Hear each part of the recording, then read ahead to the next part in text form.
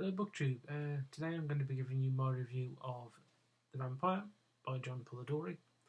I'm reading this as a part of a two-month long event called Vampril and Maypire, which is an event to read all things about vampires, whether fiction or non-fiction, so history, stuff about vampire films and so on.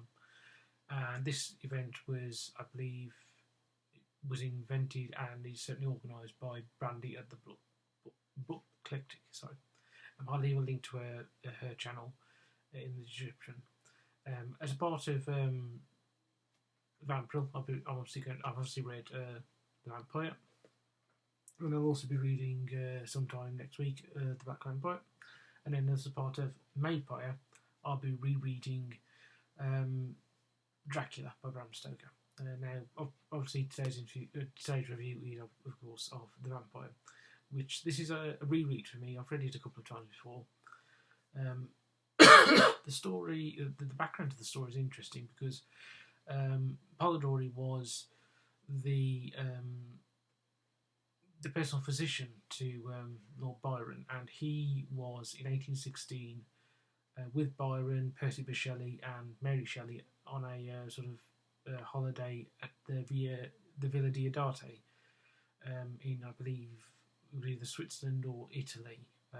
I'm potato on the exact country, where there was a competition where they were all given, they were to write a story. And out of this competition, probably the most famous story that came out of is Frankenstein, which Mary Shelley wrote. But the other one is The Vampire, which is seen as the first proper vampire story. And reading it, you can see why. Now, the story itself concerns a young man called Aubrey, who is an orphan. His only living relative is his sister, and he's a somewhat naive romantic who arrives in London society, and he's a bit disillusioned by it. But then he meets a mysterious young aristocrat called Lord Ruthven, who has almost a sort of supernatural air about him, and they become friends, and they decide to do what was known as the Grand Tour, which is young British aristocrats would go on the Grand Tour of Europe, looking at the sort of ancient monuments of classical civilization.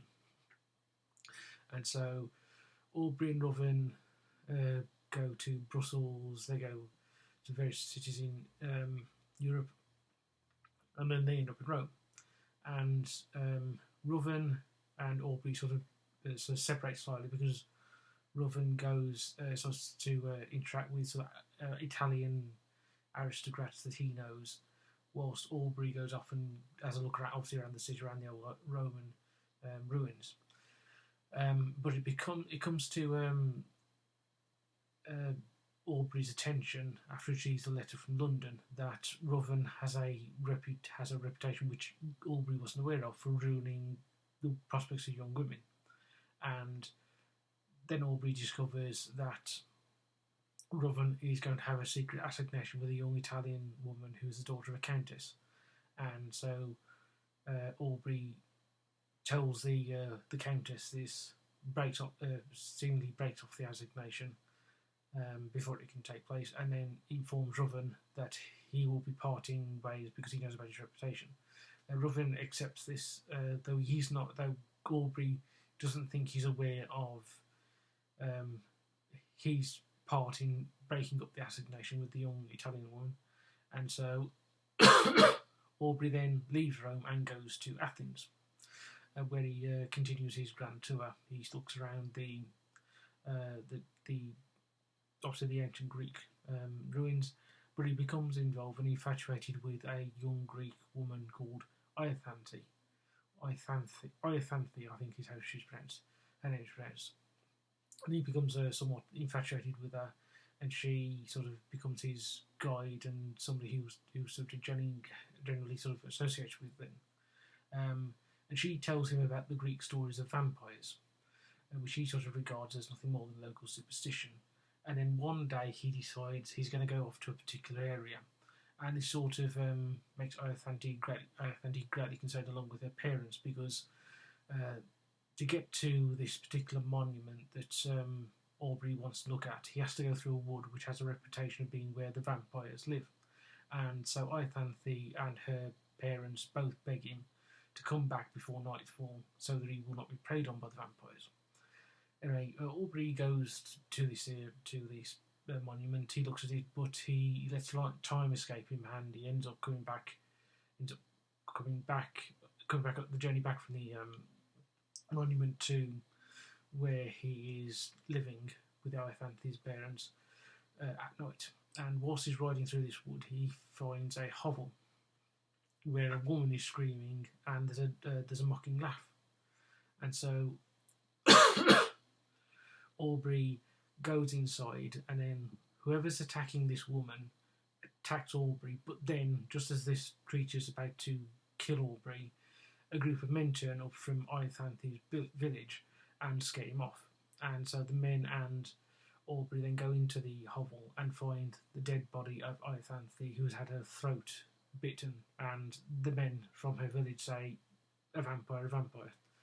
And so they take her off, and Aubrey finds a scabbard for a knife, which he takes as sort of evidence.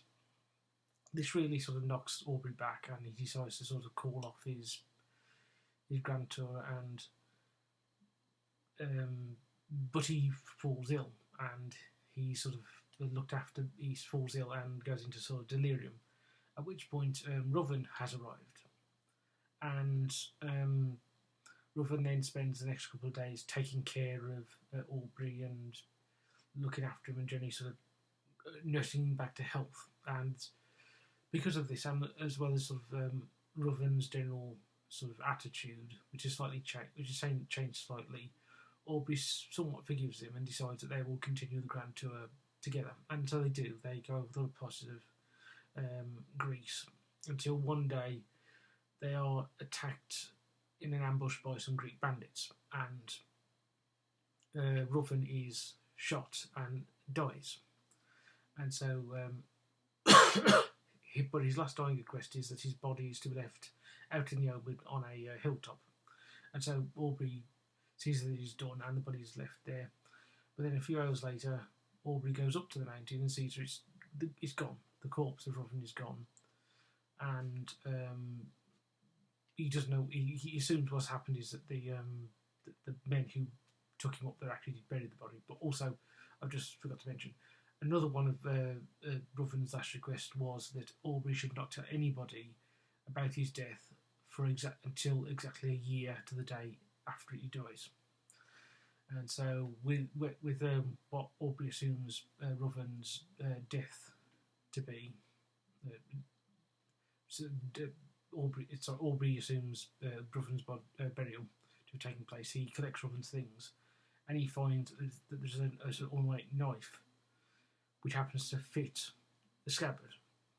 And this brings Aubrey to the horrifying conclusion that Ruven was the one who killed Ianthe and possibly was a vampire. And this sort of sends Aubrey back to England and in sort of a melancholic state. Now, back in England, he sort of goes back to his family mansion, where he's living with his sister. And then, after some time, it's decided that because his sister has turned 18 and is the age to be sort of introduced to society, they will go to London, and Aubrey will be her, obviously, protector. And sort of, he will squire her about. They go to the sort of the house party where the original party was held, where Aubrey met Ruven for the first time, and he turns around and Ruven is there, and Ruven says, "Remember your oath," and it sort of sends Aubrey into a panic, and he takes his sister and they return to their mansion, and this sort of sends Aubrey into a spiral of depression and sort of and great sort of near madness, because he fears that because obviously Ruven is alive and not dead. And then over the coming months, it becomes clear that Ruven is not only alive, but he is attempting to romance Aubrey's daughter. But Aubrey can't tell her what's wrong, can't sort of tell her to break off the engagement because of his oath. And eventually the day before a day before the year of Ruthen's death, Ruthen, under the name Lord Marsden, which is the name he's used, Earl of Marsden, marries Aubrey's daughter, much to Aubrey's horror, and he suffers a fit of apoplexy, which he dies soon afterwards, but not before telling one of his retainers what happened with Ruthen, and then they, in a panic, go to find Aubrey's sister to save her. Unfortunately, they arrive too late. She's dead, clearly having been drained of her blood by the vampire, and Ruthen has gone to the continent and disappeared. And that's the end of the story. Now, I enjoyed the story. I've read it, as I say, a couple of times before. It's perfectly good. The language, it is being written in the early 19th century. The language is a bit, and the sort of way it's written is a bit sort of, not so much overcomplicated, but is a bit more formal than you obviously would get today. And there weren't sort of paragraph breaks in there, which made it seem like you're reading effectively a wall of text, but that's just the nature of things, the way that things were written at that time. But you can see why this is seen as the original vampire story, and you can see how it influenced vampires subsequently, particularly Bram Stoker's Dracula. The fact that you have Ruthen is a handsome, mysterious stranger, that he has a very sort of, he's able to have a strong effect not just on women, but he's also able to sort of entrance other people as well. And also that idea of of the vampire as being somebody who preys on the innocent and the virtuous, which is very much a thing that I think that you see in Dracula, and so that's very much there. There's also interesting sort of an element which is similar to which is sort of consistent with Dracula, which is Ruthen goes out in daylight, as far as I can tell, and he has no problem with the sun. So that sort of vampire lore, which is now very sort of ingrained in sort of vampire fiction, wasn't there certainly in Dracula, and it's not in the Vampire either. And also the fact that Ruthen is an aristocrat, and that's obviously something that carries on. You can see through into Dracula, of course, and into to a degree Sheridan de Lafanu's Carmilla, where you have the Countess Mircalla, I think that's pronounced, who is an Austrian aristocratic vampire. So I imagine that the vampire's aristocratic vampire of Lord Ruthen had some influence on that, and that obviously sort of fed through to Dracula. So overall, I enjoyed the story. I'm glad I reread it, and I'm going to look forward to reading The Black Vampire, which was published in 1819 and was really written as sort of a response in some ways to it. This is interesting because it's certainly the first black vampire story, and I think it may be one of the first published American vampire stories, so that you should be interested to see that. And also, from what I've read and what I've heard, it's not the way the vampires appear in here, and sort of the nature of vampirism is somewhat different from the vampire itself, and also different from traditional vampire lore as we know it now from Dracula and from Carmilla, and also from the sort of more so from the sort of build-up of vampire lore in post-Dracula fiction and particularly Dracula adaptations. So it'd be interesting to read that, even though I have heard from both Brandy as well as Sean D. Standfast that this is not apparently meant to be a particularly good story, but nevertheless I'll read it and I'll do a review of it sometime next week. So with that, Booktube, I'll say goodbye.